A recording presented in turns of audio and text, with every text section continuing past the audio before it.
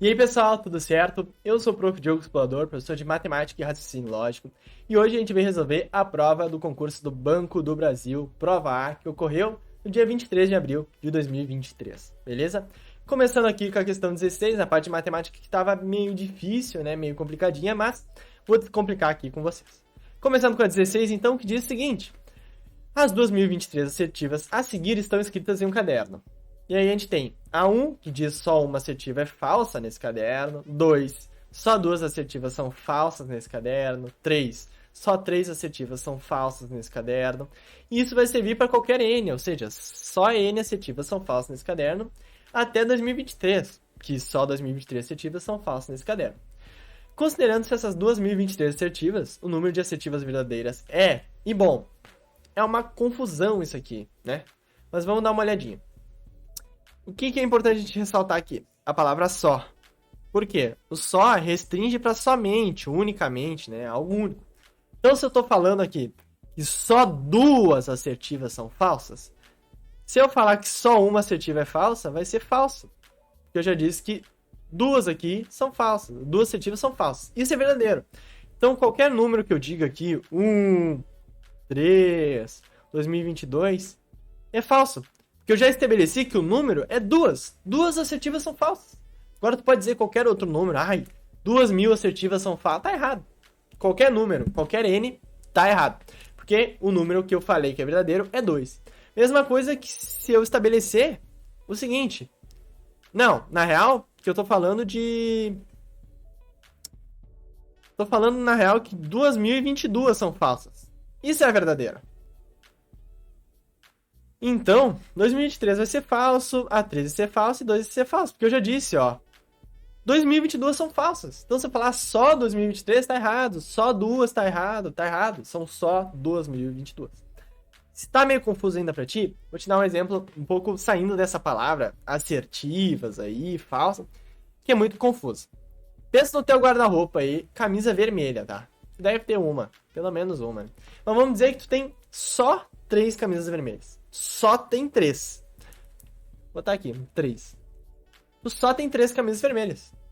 Se eu chegar e falar, tu só tem 2 camisas vermelhas, tá errado, porque tu tem só 3. Não é só 2. Então, 3, só 3. Não é 2, não é 4, não é 1.000, não é 2.000, não é 2023. Só tem 3. Se tu estabelecer que não, eu tenho 5 camisas na real, contei errado. É a Mônica, né? É a camisa vermelha, quem tem só camisa vermelha é a Mônica. Mas vamos lá. Tem 5 camisas vermelhas. Então tu tem só 5. Só 4 tá errado, só 3 tá errado, só 2.000 tá errado. Entendeu o que eu quero dizer? Qualquer número que tu estabeleça que é verdade, os outros serão mentira. Portanto, a resposta dessa alternativa seria a letra D. Letra D, 1. Não existe uma dessas que seria a correta, mas qual tu estabelecesse que fosse a correta, as outras automaticamente estariam erradas. Bom, galera, agora a gente vai para a questão 17, que diz o seguinte: J convenceu o diretor de um curso preparatório a abrir uma turma especialmente para o concurso em que ele pretende se inscrever e comprometeu-se a trazer mais alunos para formar essa turma. O diretor do curso estabeleceu a seguinte condição: uma sala com 70 lugares, ou seja, capacidade para até 70 estudantes, será disponibilizada para a turma desde que cada estudante, incluindo você, J, pague mensalmente R$ 660 mais 30 por cada lugar vago. Considerando-se a condição estabelecida pelo diretor para que o curso tenha arrecadação mensal máxima com essa turma, ela deverá ter exatamente X estudantes. Dividindo-se por 5, obtém-se resto igual a... Bom, a gente está falando uma questão de função, e como é que eu sei disso? Vou dar uma dica para vocês. Toda vez que a gente está falando aqui, ó, arrecadação mensal máxima, quando a gente está falando de ponto máximo, ponto mínimo, a gente está falando de uma função, geralmente, tá?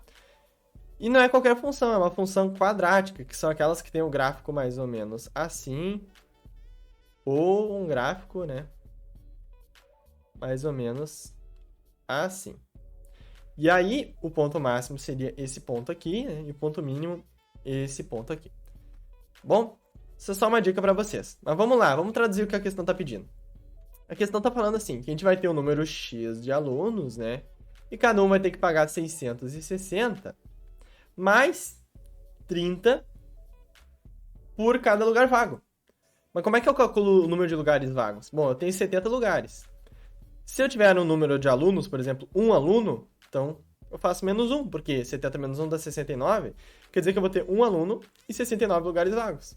Quer ver que funciona? E se eu tiver 70 alunos? A gente sabe que vai lotar e não vai ter nenhum lugar vago.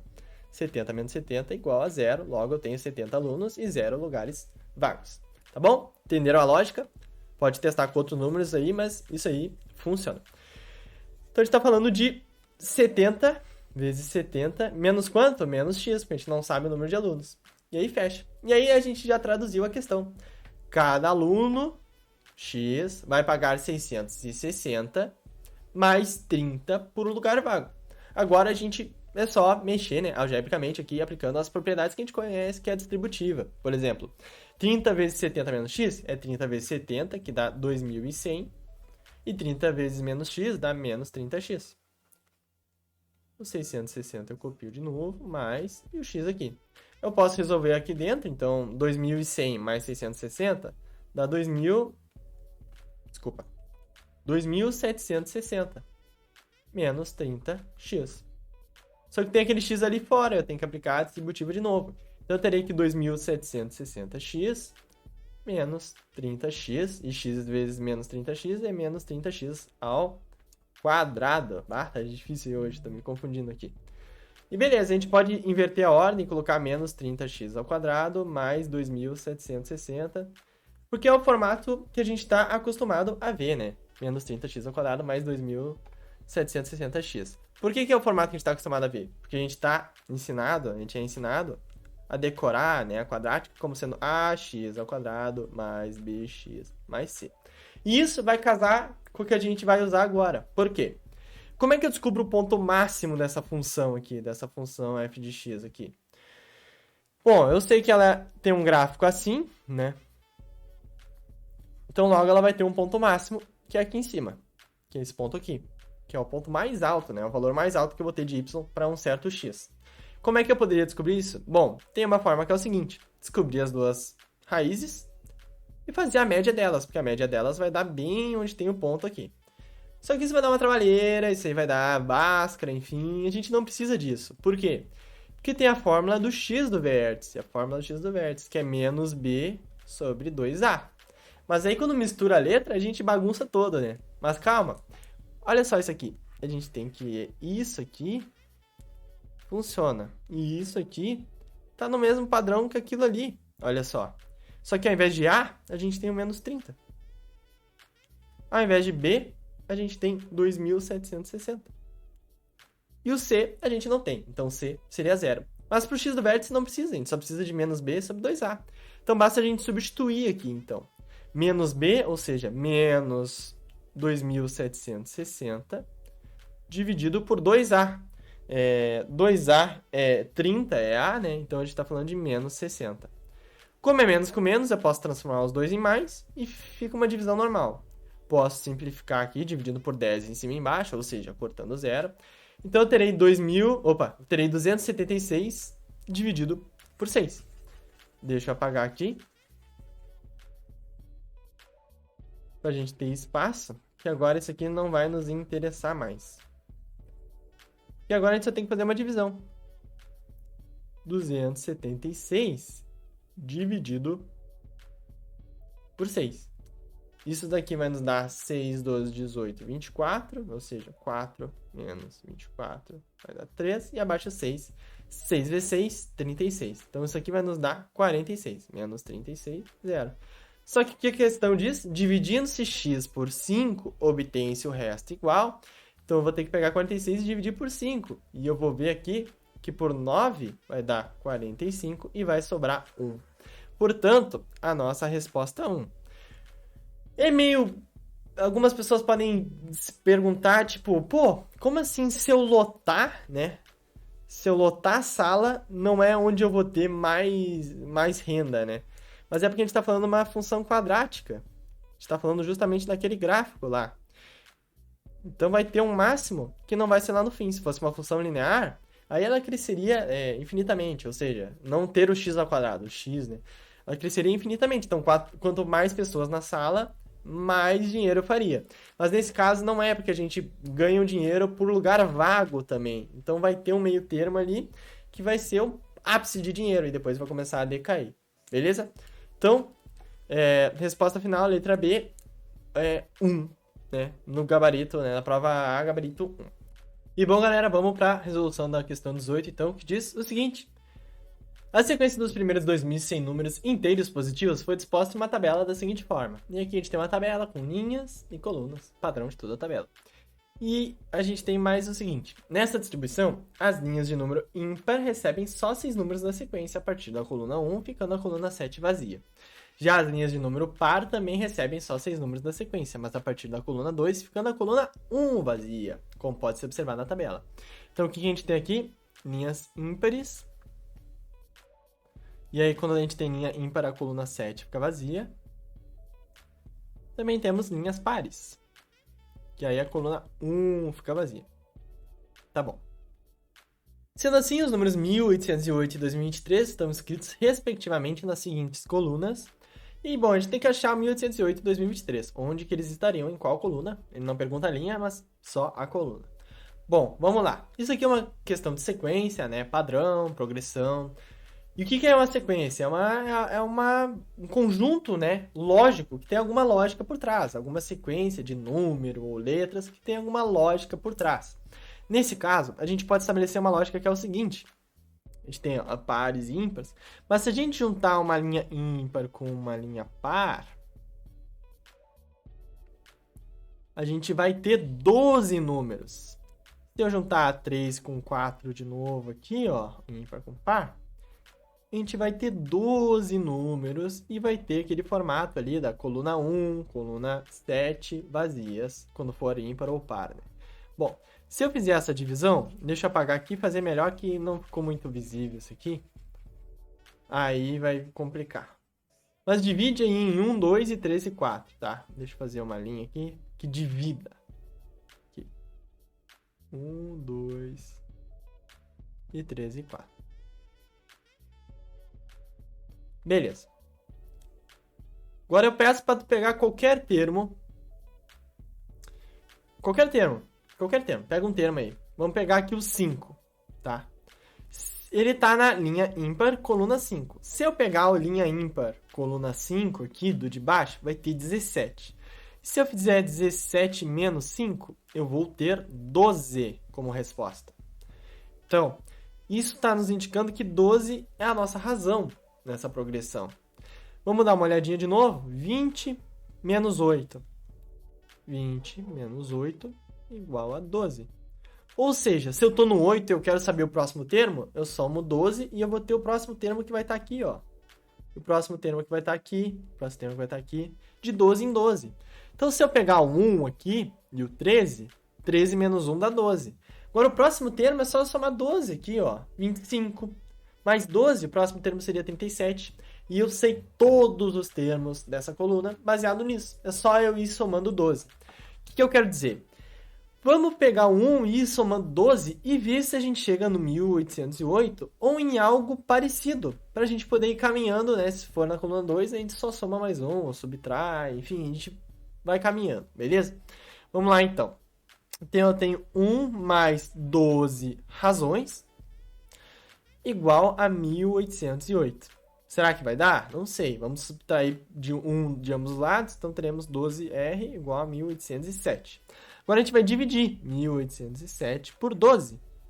E teremos 1 menos 12 dá 6, abaixo 0, 5, menos 60 dá 0, abaixo 7. Não conseguimos, então a gente põe o 0 e teremos 7 sobrando como o resto.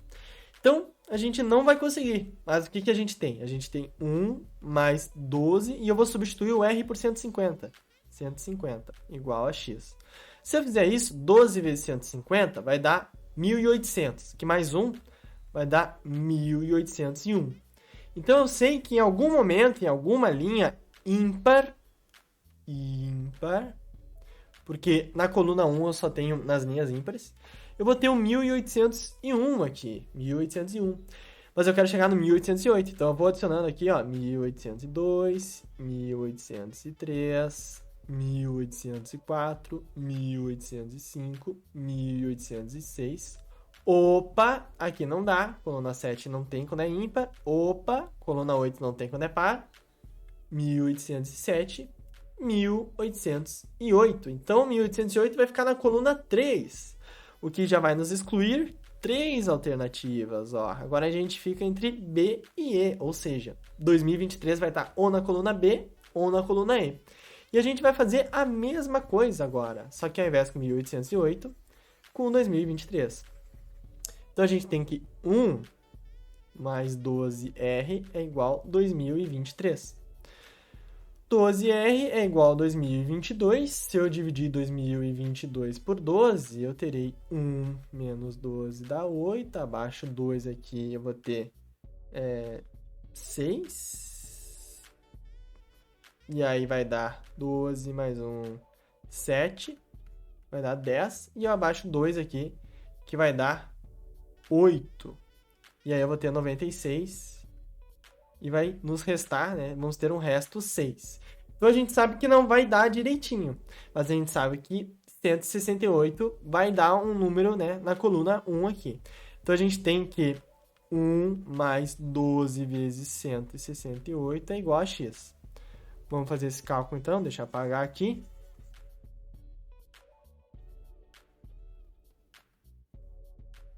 168 vezes 12, teremos 16...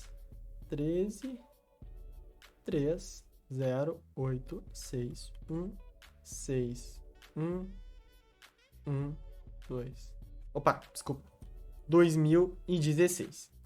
Então a gente tem 2016, só que tem que somar com esse 1 aqui, não podemos esquecer. Mais um, 2017. Então agora o que a gente sabe com esse 2017? Que esse 2017 vai vir ali, ó. Ele vai estar na coluna 1, esse 2017. 2017. Ímpar.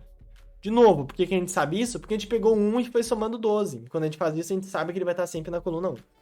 2017, 2018, 2019, 2020, 2021, 2022. Coluna 7 não dá para preencher. Coluna 1 não dá para preencher. 2023. Coluna 2. Portanto, 2023 vai estar na coluna 2. Nossa resposta final, letra E. Letra E de elefante. Beleza? Vou apagar aqui e deixar salvo para vocês. Letra E de elefante. Questão 18, que mais parecia de informática, né? Vamos para a questão 19, então. Deixa eu apagar aqui para não nos atrapalhar. Que diz o seguinte: 3 novas agências de um banco estão sendo criadas e alguns poucos materiais ainda precisam ser comprados. A tabela a seguir mostra esses materiais e suas respectivas quantidades, pedidas por cada uma dessas agências. Sabe que todos os armários são idênticos e têm o mesmo preço, o mesmo ocorrendo com as mesas e com as cadeiras. O custo total da compra do material para a agência Z em reais é de... E bom, essa questão é um sistema linear de 3 incógnitas, né? É muito complicado resolver isso. Então, tu tinha que pensar que a prova não quer que tu faça grandes desafios, assim, grandes cálculos que ocupem a folha inteira. Ela quer que tu pegue uma sacada, um pensamento. E qual é que era a sacada aqui? Isso aqui eu tenho o quê? Armário, vamos dizer que eu tenho 4 armários, mais 7 mesas, mais 10 cadeiras, é igual a R$ 7.500. Se eu tenho um armário, mais 2 mesas, mais 3 cadeiras, é igual a 2.080. Lembra que o igual ele tem uma propriedade interessante? Tipo, eu tenho 5 dedos em cada mão. Se eu abaixar um de cada mão, eu fico 4 e 4 e continuo igual. Ou seja, tudo que eu fizer de um lado, eu faço do outro. Então, o grande macete dessa questão era o seguinte: multiplicar por 3 de ambos os lados aqui embaixo. Por quê? Daí eu terei 3 armários, mais 6 mesas, mais 9 cadeiras, é igual a 0, 4, 2, 6.240. Então, eu vou apagar aqui. Mantive a igualdade, mas olha que interessante o que eu posso fazer com isso aqui. Deixa eu pegar uma ferramenta aqui que eu sei que vai funcionar para o que eu quero aqui. Selecionar, subo aqui, beleza. eu posso subtrair uma da outra. Olha que loucura. 4 armários menos 3 armários dá 1 armário. 7 mesas menos 6 mesas dá uma mesa. Mais uma mesa. 10 cadeiras menos 9 cadeiras dá uma cadeira. 7.500 menos 6.240 dá 0,126. 1.260. Beleza. Então eu tenho que um armário mais uma mesa mais uma cadeira é igual a 1.260. Mas o que eu tô querendo aqui? Eu tô querendo 2 armários, 2 mesas e 2 cadeiras. E aí, como é que eu faço isso? É só multiplicar por 2, né? 2 armários, 2 mesas, 2 cadeiras. E aí nós teremos 1.260 multiplicado por 2. Dá 0, 2 aqui, 5, 2. 2.520. Resposta final, portanto, letra D, de Dinamarca. Uma questão difícil que estava te induzindo a ir para matrizes, de repente, ou ficar fazendo o método da substituição, mas quando vê era algo bem mais simples, mas tu tinha que chegar desses 3 aí. Complicado, acho que a prova nos complicou nessa aí. Dificilzinha mesmo. As outras questões também, tô achando um nível mais elevado, assim. Achei uma prova difícil, tá bom? Então vou colocar aqui letra, né? Letra D, a resposta. Eu coloquei lá na 17. Não. Letra B. E a 16 eu coloquei, né? Letra D, beleza. D, B, E, D. E por fim, temos a questão 20, que diz o seguinte: um investidor muito supersticioso escolhe mensalmente um conjunto de 3 tipos de investimento para aplicar alguma quantia. Ele toma por regra dispor apenas dos mesmos 9 tipos de investimentos e nunca repetir em um mesmo mês o mesmo conjunto de 3 tipos já usados em qualquer mês anterior. Por exemplo, se no primeiro mês ele escolheu os investimentos A, B e C, no segundo mês A, B e D e no terceiro E, F, G, então ele não poderá investir novamente no mesmo mês, por exemplo, no conjunto de investimentos do tipo A, B e C, por já tê-lo usado no primeiro mês. Considerando-se as condições descritas, o número máximo de meses em que o investidor poderá fazer esses investimentos é... E bom, a gente pode estar falando de permutação, arranjo ou combinação. Permutação é quando a gente tem o mesmo número, né? Lembra daquele exemplo que eu usei de pessoas e cadeiras? Tipo, 9 pessoas para 9 cadeiras? Como a gente não tem o mesmo número de elementos, a gente está falando de 9 tipos de investimentos e a gente pode investir em 3 tipos. Então a gente não tem como. 9 para 3 não é o mesmo número de elementos. Então a gente vai cortar a permutação, então a gente pode estar falando de arranjo e combinação. E aí, o que vai definir é se a ordem importar. Só que o que ele está falando aqui? Que a ordem basicamente não importa, porque se eu fizer A, B e C, ou eu investir em A, C e B, tanto faz, né? A ordem de chegada, ou A, B e C, ou C, B, A, qual eu investir primeiro? Se eu investir em A, B, C, eu não posso investir em A, C, B, ou em B, C, A, ou enfim, usando essas 3 letras. Então a gente está falando de uma questão de combinação, porque a ordem, de fato, não importa. Então a gente está falando de uma combinação de 9 tipos de elementos, e aí a gente vai ter que juntar 3 tipos, né? Mesmo conjunto de 3 tipos, criar conjuntos de 3 tipos, beleza. Então como é que a gente faz isso? Bom, a gente vai fazer uma permutação interrompida, né? Um arranjo em cima, então 9 vezes 8 vezes 7. Nota que é de 3, então a gente está tendo 3 números aqui, 9, 8 e o 7, tá? Dividido por 3 fatorial, que é o nosso número de tipos aqui. Então a gente tem 9 vezes 8 vezes 7, 3 fatorial é 3 vezes 2 vezes 1. E aí a gente pode dividir 9 por 3, a gente vai ter 3 aqui em cima. A gente pode dividir o 8 por 2 e vai ter 4 vezes 7. E dividido por 1 é a mesma coisa que não ser dividido por nada. Então a gente tem 3 vezes 4, 12 vezes 7 dá 4,184. Nossa resposta final, portanto, é a letra A de Argentina. Questão de combinação. Tinha que saber, ou era permutação, ou arranjo, ou combinação. Tu tinha que saber que se os elementos, né, o número de elementos é diferente, já tira a permutação. Pode ser arranjo ou combinação, depende da ordem. Como eu não posso investir no A, B e C, se eu investir em A, C e B, também não pode. É os mesmos investimentos. Então, de fato, a ordem não importa. Eu não posso investir dos mesmos investimentos, do mesmo tipo. Então, a resposta final seria a letra A, aplicando a combinação de 9 e 3, chegaremos ao resultado de 84. Por fim, chegamos aí no final da prova, 5 questões que mais pareciam um milênio, né? Que prova difícil, mas espero que vocês tenham gostado da correção aí. Uma prova densa, não tem nem o que dizer, bem chata mesmo. Tu já te preocupa com um monte de matérias, aí chega a matemática que, pô, os caras estavam de mau humor quando elaboraram essa prova, né? Mas acontece, vão ter provas que vão ser mais difíceis, provas que vão ser mais fáceis, e a gente tem que se preparar para todas elas e tentar dar o nosso melhor. Espero que vocês tenham gostado da correção aí, deixem nos comentários qualquer crítica que vocês tenham a fazer, e vejo vocês no próximo vídeo do canal aí. Tchau!